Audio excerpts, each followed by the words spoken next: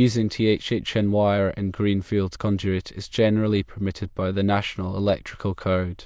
Splicing THHN wire to non-metallic, or NM, cable inside of a junction box, often called a J-box, is also typically allowed. However, a crucial requirement outlined in the National Electrical Code, or NEC, involves ensuring the non-metallic cable is adequately secured before it enters the wall. This measure is put in place to prevent strain on the conductors and the termination points. The National Electrical Code outlines approved methods for securing non-metallic cable. One common and widely accepted method involves utilizing a cable clamp specifically designed for non-metallic cable. These clamps are designed to grip the cable sheath firmly without damaging the conductors inside. This ensures that any pulling or movement of the cable outside the wall does not directly translate to stress on the connections within the junction box. To ensure compliance with the National Electrical Code, it is essential to select a cable clamp that is appropriately sized for the non-metallic cable being used. The clamp should fit snugly around the cable sheath without causing deformation or damage.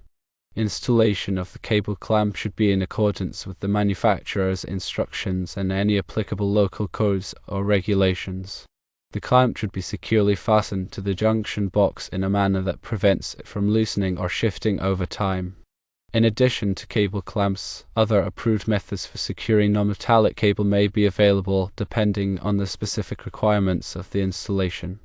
These methods may include the use of staples, cable ties, or other securing devices that are specifically listed or approved for use with non-metallic cable.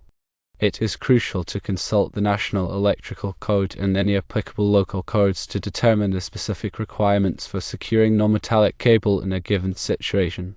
When working with electrical wiring, it is always important to prioritize safety.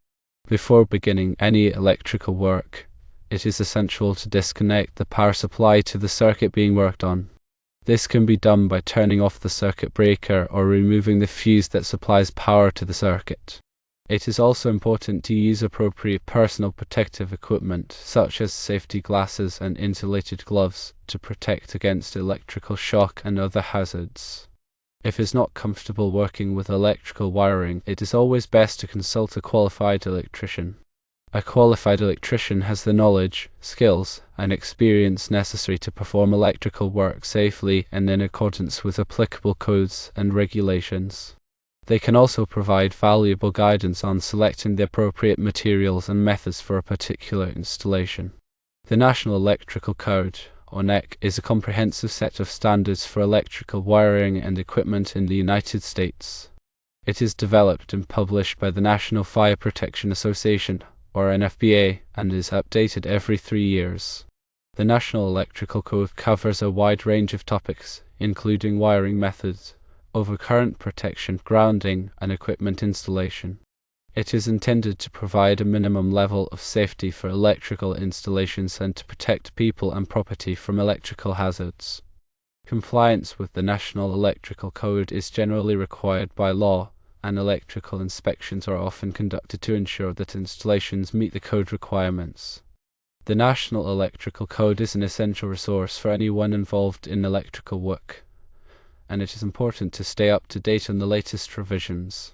Using THHN, or thermoplastic high heat resistant nylon, wire within a greenfield or flexible metal conduit raceway extending to a junction box, or J-box, that is mounted on a wall, and subsequently splicing it to non-metallic, or NM, cable which then feeds through the back of the box and into the wall, is a fairly common wiring practice. Let's examine the permissibility of this setup according to the National Electrical Code, or NEC, and the requirements for securing the non-metallic cable. Firstly, the use of THHN wire in Greenfield Conduit is generally acceptable. THHN is a common type of building wire known for its heat resistance and suitability for use in conduit systems. Greenfield Conduit provides mechanical protection for the conductors and allows for flexibility in routing the wiring. Secondly, splicing THHN wire to non-metallic cable inside a junction box is also typically permitted. Junction boxes serve as enclosures for making electrical connections and provide a safe and organized way to transition between different wiring methods. However, The key consideration lies in how the non-metallic cable is handled where it enters the wall. The National Electrical Code mandates that non-metallic cable must be secured to the wall or structural member within a certain distance of the junction box. This requirement is intended to prevent strain on the connections inside the box and to ensure the cable is properly supported. The most common and widely accepted method for securing non-metallic cable is by using a cable clamp. These clamps are designed to grip the cable sheath firmly without damaging the conductors inside. The clamp is then fastened to the wall or structural member, providing a secure anchor point for the cable. Other acceptable methods for securing non-metallic cable may include the use of staples or cable ties specifically listed for this purpose. The specific requirements for securing non-metallic cable can vary depending on the local electrical codes and the specific application. It is important to consult the applicable codes and regulations to ensure compliance.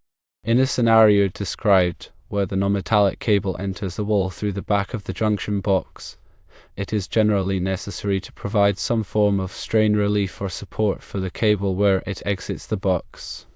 This can be accomplished by using a cable clamp or other approved fitting that is designed to be mounted on the junction box and to grip the cable sheath. The fitting should be installed in a manner that prevents the cable from being pulled or stressed excessively where it enters the wall. It is also important to ensure that the junction box itself is securely mounted to the wall and that it is properly sized for the number of conductors and connections contained within it. The box should be made of a suitable material for the environment in which it is installed and should be installed in accordance with the manufacturer's instructions. Additional considerations may apply depending on the specific circumstances of the installation. For example, if the wall is fire-rated, it may be necessary to use a fire-rated junction box and to seal any penetrations in the wall to maintain the fire rating. Similarly, if the installation is located in a wet or damp environment, it may be necessary to use a watertight junction box and fittings to protect the electrical connections from moisture. When working with electrical wiring, it is always important to prioritize safety. Before beginning any electrical work, it is essential to disconnect the power supply to the circuit being worked on. This can be done by turning off the circuit breaker or removing the fuse that supplies power to the circuit. It is also important to use appropriate personal protective equipment such as safety glasses and insulated gloves to protect against electrical shock and other hazards. If there is a lack of comfort working with electrical wiring, it is always best to consult a qualified electrician. A qualified electrician has the knowledge, skills, and experience necessary to perform electrical work safely and in accordance with applicable codes and regulations. They can also provide valuable guidance on selecting the appropriate materials and methods for a particular installation. In summary, using THHN wire and Greenfield Conduit spliced to non-metallic cable in a junction box is generally permitted, provided that the non-metallic cable is properly secured and supported where it enters the wall. Cable clamps or other approved fittings should be used to provide strain relief and to prevent the cable from being pulled or stressed excessively. The junction box should be securely mounted and properly sized for the application, and all work should be performed in accordance with applicable electrical codes and safety practices. Securing non-metallic cable before it enters the wall serves several important purposes. Firstly, it prevents strain on the electrical connections within the junction box. Non-metallic cable is typically flexible, and without proper support, any pulling or movement of the cable outside the wall could transmit directly to the connections inside the box. This could potentially loosen connections, damage conductors, or create a fire hazard. Secondly, it protects the cable from physical damage. By securing the cable to the wall or structural member, it is less likely to be snagged, kinked, or otherwise damaged. This helps to maintain the integrity of the cable insulation and prevents potential short circuits or ground faults. Thirdly, it ensures compliance with electrical codes. As mentioned earlier, the National Electrical Code and other applicable codes typically require that non-metallic cable be secured to prevent strain and damage. Compliance with these codes is essential for ensuring the safety of the electrical installation. There are several different methods that can be used to secure non-metallic cable, each with its own advantages and disadvantages. Firstly, cable clamps are a popular and widely used method. These clamps consist of a plastic or metal body with a clamping mechanism that grips the cable sheath. They are typically available in various sizes to accommodate different cable diameters and can be easily installed with screws or nails. Cable clamps provide a secure and reliable means of securing non-metallic cable to walls or other surfaces. Secondly, staples are another common method for securing non-metallic cable. Staples are small, U-shaped fasteners that are driven into the wall or structural member with a hammer or staple gun. They are typically made of metal or plastic and are available in various sizes and styles. Staples are a quick and easy way to secure non-metallic cable, but they can potentially damage the cable insulation if they are not installed properly. Thirdly, cable ties can also be used to secure non-metallic cable. Cable ties are flexible straps that are wrapped around the cable and tightened to secure it in place. They are typically made of plastic and are available in various lengths and strengths. Cable ties are a versatile option for securing non-metallic cable, but they may not provide as much support as cable clamps or staples. When selecting a method for securing non-metallic cable, it is important to consider the specific requirements of the installation, the type of cable being used, and the available space. It is also important to follow the manufacturer's instructions for installing the securing devices. In addition to securing the non-metallic cable, it is also important to provide adequate strain relief for the cable where it enters the junction box. Strain relief helps to prevent the cable from being pulled or stressed excessively, which could damage the connections inside the box. There are several different ways to provide strain relief for non-metallic cable, including using cable connectors, strain relief bushings, or cable glands. Cable connectors are fittings that are designed to connect the cable to the junction box and to provide strain relief. They typically consist of a threaded body that is screwed into the junction box and a clamping mechanism that grips the cable sheath. Strain relief bushings are small, flexible bushings that are inserted into the knockout holes of the junction box. They provide a smooth, rounded surface that helps to prevent the cable from being damaged as it enters the box. Cable glands are similar to cable connectors, but they are typically used in applications where a watertight seal is required. They consist of a threaded body that is screwed into the junction box and a compression nut that tightens around the cable sheath, creating a watertight seal. When selecting a method for providing strain relief for non-metallic cable, it is important to consider the specific requirements of the installation, the type of cable being used, and the environment in which the installation is located. It is also important to follow the manufacturer's instructions for installing the strain relief devices. By properly securing non-metallic cable and providing adequate strain relief, it is possible to ensure the safety and reliability of the electrical installation. However, the NEC does require that the non-metallic cable be secured before entering the wall. This can be done with a cable clamp or other approved method. It's important to use a cable clamp or other approved method to secure the NM cable to the junction box before it enters the wall. This prevents strain on the wires and connections inside the box. The National Electrical Code, or NEC, provides detailed guidelines on how to properly secure NM cable. The NEC specifies the types of clamps or fasteners that can be used, as well as the spacing requirements for securing the cable along its run. The specific requirements may vary depending on the size and type of NM cable, as well as the construction of the wall or surface to which it is being attached. For example, NEC Section 334.30 covers securing and supporting NM cable. This section states that NM cable must be secured by staples, cable ties, straps, or similar fittings designed and installed so as not to damage the cable. The cable must be secured within 12 inches, or 300 millimeters, of every cabinet, box, fitting, or other cable termination and at intervals not exceeding 1/2 feet or 1.4 meters along the run. The NEC also addresses situations where NM cable is run through holes or notches in framing members. In these cases, the cable must be protected from abrasion by using grommets or other approved means. The NEC also includes requirements for supporting NM cable in accessible attics and underfloor spaces. These requirements are intended to prevent the cable from sagging or becoming damaged. It is important to note that the NEC is not a substitute for proper training and experience. Electrical work should only be performed by qualified individuals who are familiar with the NEC and other applicable codes and standards. It is also important to follow all safety precautions when working with electricity. This includes wearing appropriate personal protective equipment such as safety glasses and insulated gloves, and energizing circuits before working on them. In addition to the NEC, there may be other local codes and regulations that apply to electrical installations. It is important to check with the local building department or electrical inspector to determine the specific requirements in the area. Electrical inspections are typically required for new electrical installations and for major alterations to existing installations.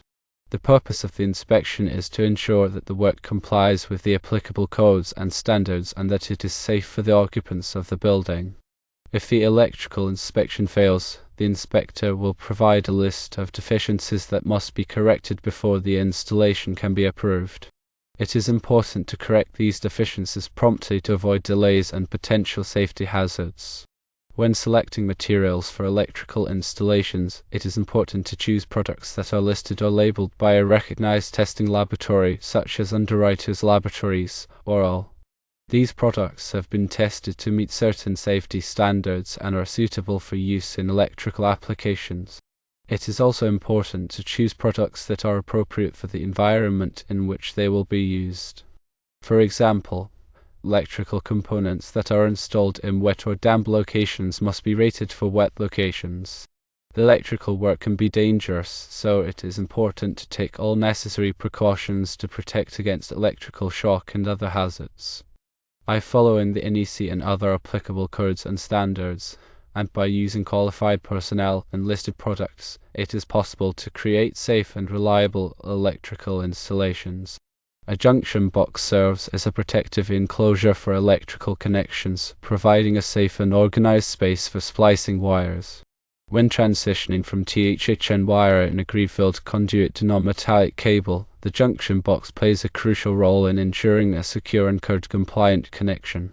The National Electrical Code, or NEC, outlines specific requirements for junction boxes, including their size, material, and installation. The size of the junction box must be sufficient to accommodate the number of conductors and connections within it. The NEC provides guidelines for calculating the minimum box size based on the number and size of the wires entering the box. The material of the junction box must be appropriate for the environment in which it is installed. For example, in wet or damp locations, a weatherproof junction box is required to protect the electrical connections from moisture. The junction box must be securely mounted to the wall or other surface to prevent it from moving or becoming dislodged. The NEC specifies the types of fasteners that can be used to mount junction boxes, as well as the spacing requirements for the fasteners. When splicing THHN wire to non-metallic cable in a junction box, it is important to use the proper splicing methods and connectors. The NEC provides guidelines for splicing wires, including the types of connectors that can be used and the proper way to make the connections. All splices must be made inside the junction box, and the box must be closed with a cover to protect the connections from dust, dirt, and moisture. When running non-metallic cable from a junction box into a wall, it is important to protect the cable from damage. The NEC requires that non-metallic cable be protected from abrasion where it passes through holes in framing members. This can be accomplished by using grommets or other approved means. As previously stated, the non-metallic cable must also be secured to the wall or structural member within a certain distance of the junction box. This helps to prevent strain on the connections inside the box and to ensure the cable is properly supported. In addition to the NEC requirements, there may be other local codes and regulations that apply to electrical installations. It is important to check with the local building department or electrical inspector to determine the specific requirements in the area.